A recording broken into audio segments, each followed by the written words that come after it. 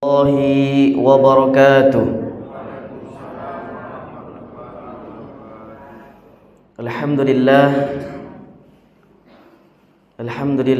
nahmaduhu wa nasta'inu wa nastaghfiruh wa na'udzu billahi min syururi anfusina wa min sayyiati a'malina may yahdihillahu fala mudilla lahu wa may yudlil fala hadiya lahu.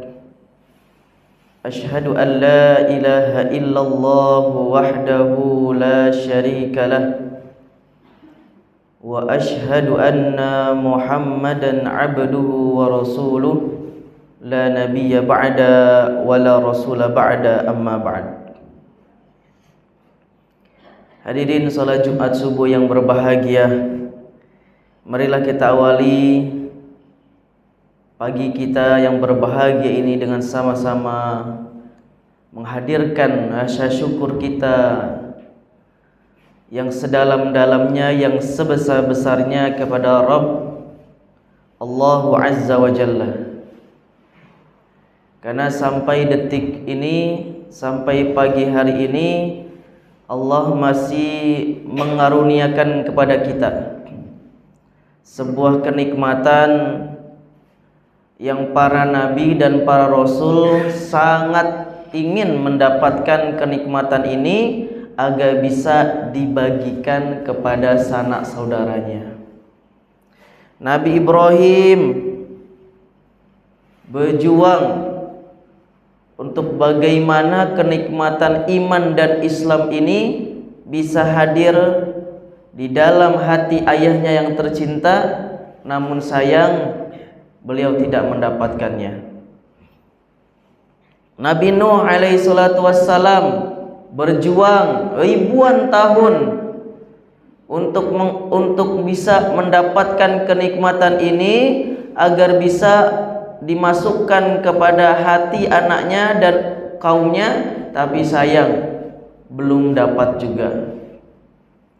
Nabi Lut alaihi salatu wassalam berjuang untuk kaum dan istrinya yang tercinta agar kenikmatan iman dan Islam ini bisa hadir dalam diri mereka, tapi sayang nggak bisa, belum dapat juga. Sampai terakhir Nabi kita tercinta Nabi Muhammad sallallahu alaihi wasallam berjuang agar pamannya yang dia cintai mendapatkan kenikmatan ini, namun sayang pamannya pun belum mendapatkan juga.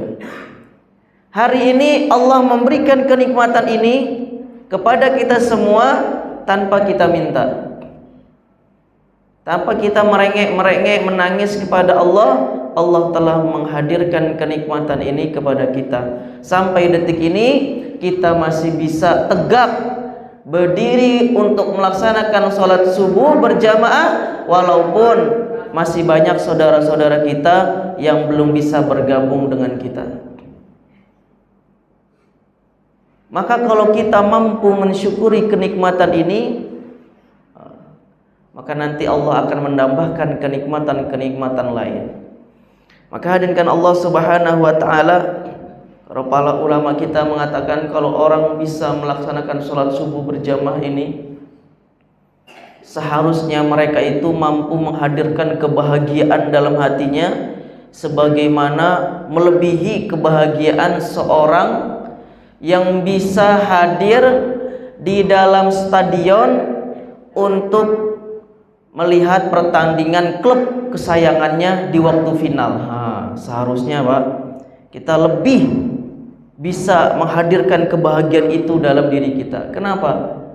Karena Nabi sendiri menyampaikan kalau manusia itu tahu faidah sholat subuh berjamaah di masjid, mereka siap rela datang ke masjid walaupun dengan cara ngesot. Hari ini kita tak perlu ngesot, sudah ada kendaraan, Allah hadirkan kita, Allah permudah kita. Maka hadirkan Allah Subhanahu wa taala, kita berharap semoga Allah Subhanahu wa taala terus menghadirkan kenikmatan ini sama kita semua sampai kita bisa menjemput husnul khotimah. Amin ya rabbal alamin. Salawat serta salam kita sampaikan kepada Nabi kita tercinta Nabi Muhammad sallallahu alaihi wasallam dengan ucapan salawat, Allahumma salli ala Muhammad wa ala ali Muhammad. Semoga dengan memperbanyak salawat dan mengikuti jejak-jejak sunnahnya, Allah mengakui kita sebagai umatnya Nabi Muhammad dan layak untuk mendapatkan syafaat. Hadirin salat jamaah salat subuh yang berbahagia, pada subuh yang berbahagia ini izinkan saya untuk menyampaikan satu hadis. Yang hadis ini sangat perlu kita dengar dan mungkin ini bisa menjadi pegangan dalam kehidupan kita. Hadis ini diriwayatkan oleh Abu Hurairah radhiyallahu anhu qala su'ila Rasulullah sallallahu alaihi wasallam an aqsari ma yudkhilin nasil jannah faqala taqwallah wa husnul khuluq wa su'ila an aqsari ma yudkhilin nasan nar faqala al famu wal faraj. Dari Abu Hurairah radhiyallahu an, beliau berkata bahwa Nabi pernah ditanya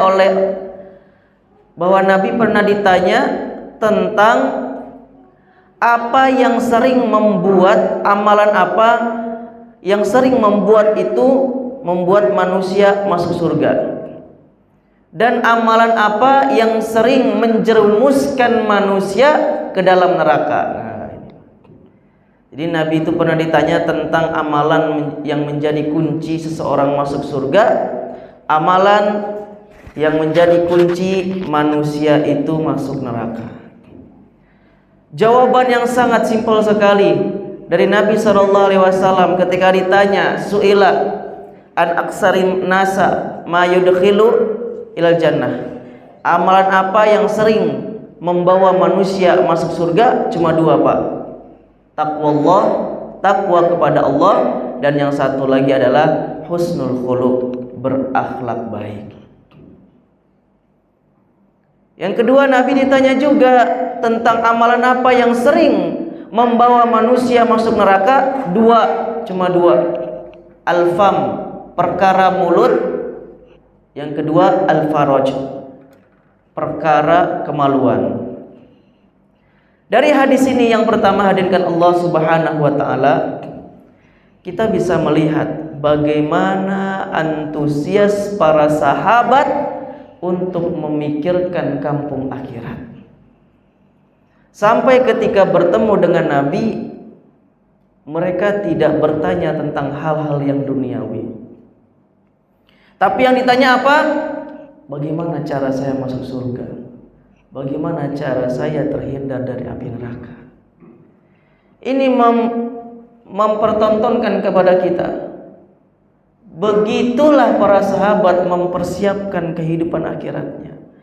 Begitulah besarnya para sahabat memperhatikan bagaimana nasib mereka nanti di akhirat kelak, sehingga dari sejak di dunia mereka telah mempertanyakan hal-hal yang bisa membawa mereka kepada kehidupan kebahagiaan di akhirat kelak.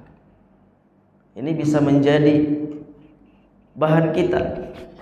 Kalau ketemu ustaz, kalau ketemu ulama, maka tanyakan perkara-perkara yang menguatkan iman kita kepada Allah, yang menguatkan cinta kita kepada Rasulullah, dan yang mengantarkan kita kepada kebahagiaan akhirat. Ya, ini kadang sering kita jumpa ulama yang kita anggap hebat, yang ditanya, Pak, amalan biar kaya gimana? Pak, amalan biar apa? Biar anaknya cerdas, nggak nakal. Ya, itu tergantung orang tua. Pak, amalan biar apa? Biar dagangannya laris. Para sahabat hal yang seperti itu jarang, bahkan kita belum pernah mendengar perkara-perkara itu. Tapi yang apa yang ditanya? Tentang masalah akhirat, tentang masalah bagaimana mereka bisa selamat dari pertanyaan Allah nanti di akhirat, selamat dari murkanya Allah nanti di akhirat. Nah, ini yang pertama yang perlu kita ambil hikmah dari hadis ini. Yang kedua, dengan Allah Subhanahu wa taala, ketika Nabi ditanya, Nabi yang pertama kali menjawab tentang apa yang paling banyak memasukkan manusia ke dalam surga.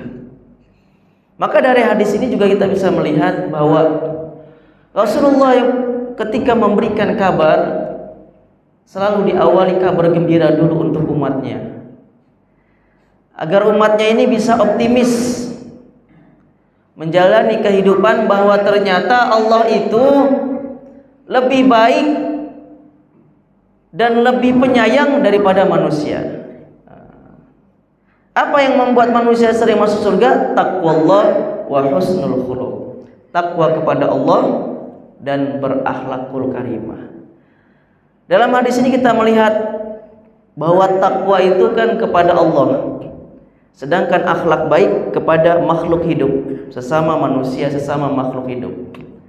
Maka dari hadis ini kita melihat bahwa kunci manusia itu masuk surga adalah bagaimana mereka bisa menjaga hubungan baik kepada Allah dan juga kepada manusia. Karena sangat mustahil seseorang dikatakan orang yang bertakwa kalau dia belum bisa menjaga akhlak baik kepada sesama. Dia ngaku bertakwa kepada Allah, rajin sholat, rajin puasa, tapi lidah dia masih sering mengucapkan kata-kata kotor, masih suka menghina manusia. Bagaimana mungkin dikatakan dia bertakwa? Sedangkan definisi takwa sendiri adalah seseorang yang dia melakukan amal kebaikan semata-mata ingin mengharapkan ridha Allah Subhanahu wa taala, dan orang yang menjauhi perkara yang dilarang Allah semata-mata karena takut akan murkanya Allah. Gosip, menghina orang, mencela orang, menggibahin orang, ini kan perkara-perkara yang yang dilarang oleh Allah. Kalau orang itu mengaku dia bertakwa, pasti mulutnya dijaga, pasti perangai dia kepada sesama manusia pasti dia jaga. Kenapa? Karena dia takut kepada Allah. Kalau saya zolim tangan saya ini, nanti sama Allah ditanya. Maka hadirkan Allah Subhanahu wa taala, sampai Nabi sendiri mengatakan, bersabda bahwa nanti orang yang paling dekat denganku adalah wa husnul khuluq wa ahsanul khuluq, orang yang paling bagus akhlaknya. Jadi nggak bisa kita mengaku kita ini beriman, kita ini bertakwa kepada Allah, kalau akhlak kepada sesama makhluk hidup tidak kita jaga. Bahkan kadar keimanan dan ketakwaan seseorang ini bisa dilihat bagaimana dia bergaul kepada sesama. Kadar tingkat iman seseorang, takwa seseorang bisa dilihat bagaimana dia menebarkan kasih sayang kepada seluruh makhluk hidup. Karena semakin dia cinta kepada Allah, cinta kepada Rasulullah, maka pasti dia akan semakin cinta kepada seluruh makhluk. Sampai-sampai kalau orang sudah cinta sama Allah ini, tak bisa lagi memandang anjing itu sebagai makhluk yang najis. Tak bisa lagi, Pak. Kenapa? Ketika dia melihat anjing, yang dia lihat adalah ini adalah makhluk Allah. Yang menciptakan adalah Allah. Kalau saya ngatain ini anjing, berarti saya sama saja menghina zat yang menciptakan anjing ini. Selalu yang disangkut pautkannya Allah. Kalau dia menghina manusia, berarti dia berpikir dia menghina zat yang menciptakan manusia ini.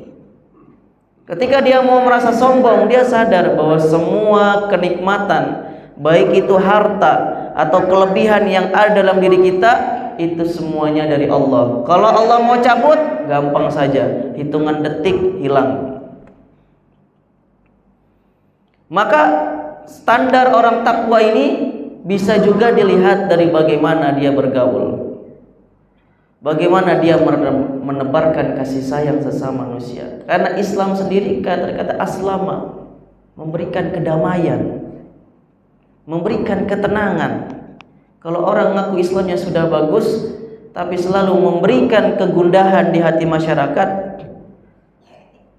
memberikan kewaswasan kepada masyarakat, ini perlu kita pertanyakan keimanan dan ketakwaannya.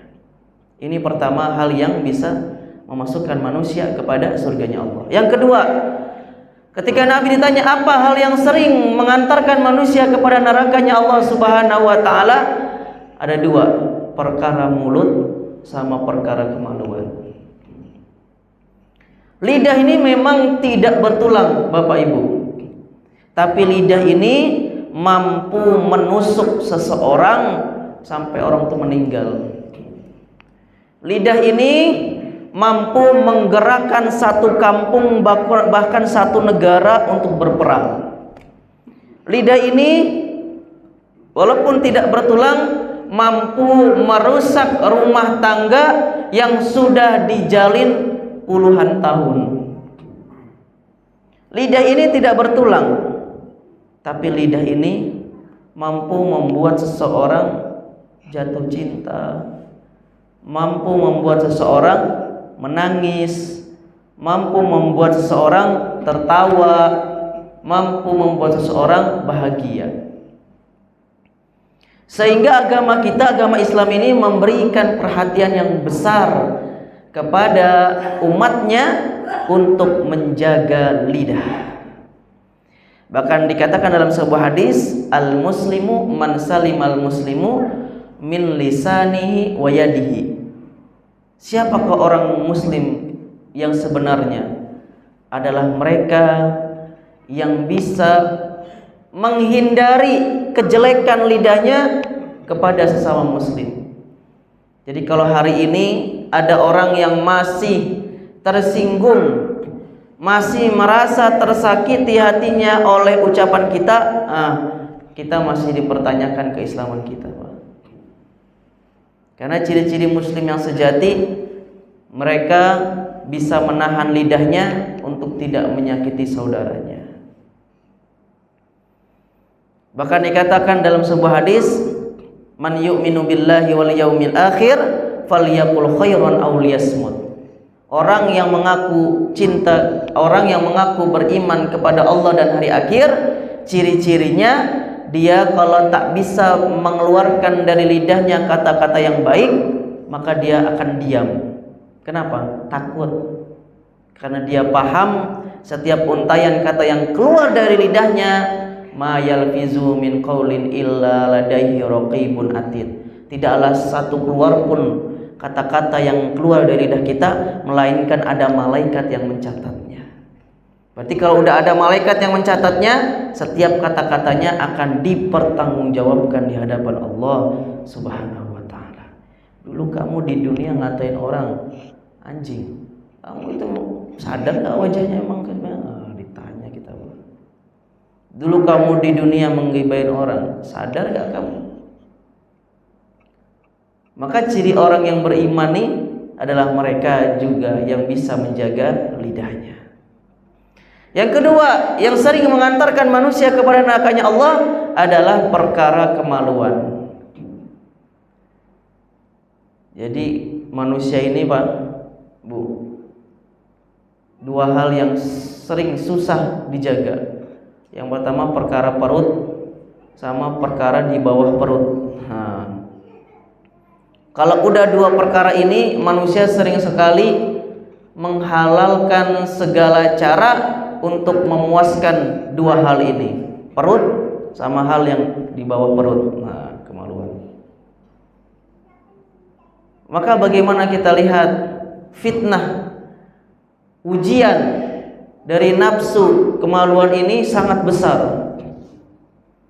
sehingga terkadang orang-orang yang sudah mengenal Islam dengan baik saja itu kadang terjerumus kepada perkara hal ini.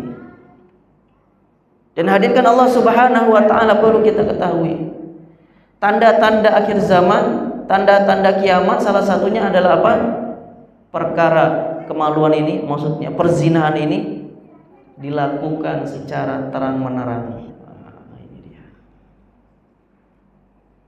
Maka hadirkan Allah Subhanahu wa taala dari dua hal yang ini dan dua hal yang bisa masukkan kita surga, hendaknya menjadi perhatian besar kepada kita bahwa Allah dan Rasulnya telah mengabarkan kunci surga, dan Allah dan Rasulnya telah mengabarkan kepada kita jalan dan kunci ke neraka. Tinggal kitanya lagi, mau ngambil kunci yang mana, mau ngambil jalan yang mana. Ini kuncinya udah dikasih, ini jalannya udah dikasih tahu, lewat sini. Mau neraka lewat sini, tinggal kita memilih yang mana. Maka dengan Allah Subhanahu wa ta'ala, untuk bisa melakukan dua hal ini dan untuk bisa menghindari dua hal ini, layaknya yang pertama adalah kita memperbanyak doa. Memperbanyak doa kepada Allah agar kita bisa melaksanakan dua hal ini dan terhindar dari dua hal ini.